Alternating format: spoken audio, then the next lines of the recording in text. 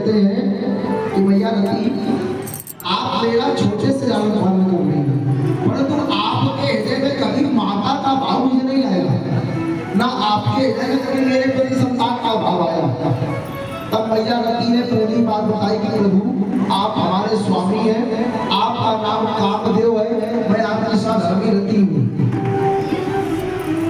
प्रभु शिव ने आपको भस्म कर दिया था और जिस घर में प्रभु आप रह रहे आपका इसीलिए काकट हुआ इस संभाषों का वध करने के लिए, ये आपको हरण करके ले आया था।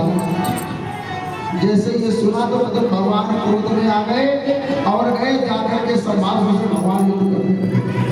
आज भगवान ने प्रभु के सहन शक्ति का संभाषों की शांत करी और संभाषों का वध कर दिया और मैया रति के साथ विवाह करके सीधे द्वारिका चले आए। अब जैसे द्वारिका आए और मैया रुक्मिणी ने जब अपने पुत्र को जो बचपन में खो गया था उसको देखा तो आज आनंद नहीं हुई। साथ में मैया रति को देखा तो विश्वास हो गया।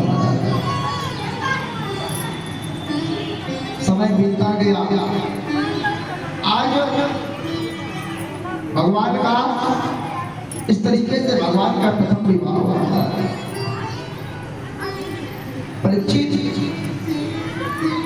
सुखदेव जी कहते हैं कि परीक्षित भगवान को सिर्फ प्रथम विवाह नहीं हुए, भगवान के तो 16,108 विवाह हुए। तो इतने विवाह प्रभु को कैसे हुए? कहा कि भगवान का प्रथम विवाह तो मैया रुक्मिणी के साथ हुआ और भगवान का द्वितीय विवाह सत्राजित नामक राजा के पास एक सरसक नामक मणि थी। उस मणि की एक खासियत थी कि वो रोज 8 भार सोना दिया करती थी। रोज वो 8 भार सोना दिया करेंगे। तो सभी लोगों ने वहां पे कहा कि आप ये मणि द्वारिकाधीश को दे दीजिए, परंतु राजा ने मना कर दिया। अब जब मना कर दिया तो एक दिन की बात, राजा का भाई प्रसेन उसी मणि को लेकर के शिकार खेलने के लिए गया तो शेर के हाथों मारा गया महाराज। जब कुछ दिन तक भाई की कोई भी खबर नहीं मिली तो आज सत्राजित ने अपनी धर्मपत्नी से कहा कि मुझे लगता है कि द्वारिकाधीश ने मेरे भ्राता का हरण कर लिया है और मणि चुरा करके अपने पास रख लिए, परंतु अभी ये बात पूर्ण तरीके से पक्की नहीं है, तो ये बात अपने तक ही रखना है, किसी को रखना। परंतु क्या करें, माताओं की आदत महाराज, और सुन लिया तो कहीं ना कहीं तो बताना है महाराज ने इसी मणि के लिए कहा। मैया ने दूसरे को बता दिया कि द्वारिकाधीश ने हमारे घर की मणि जेवर चुरा लिए।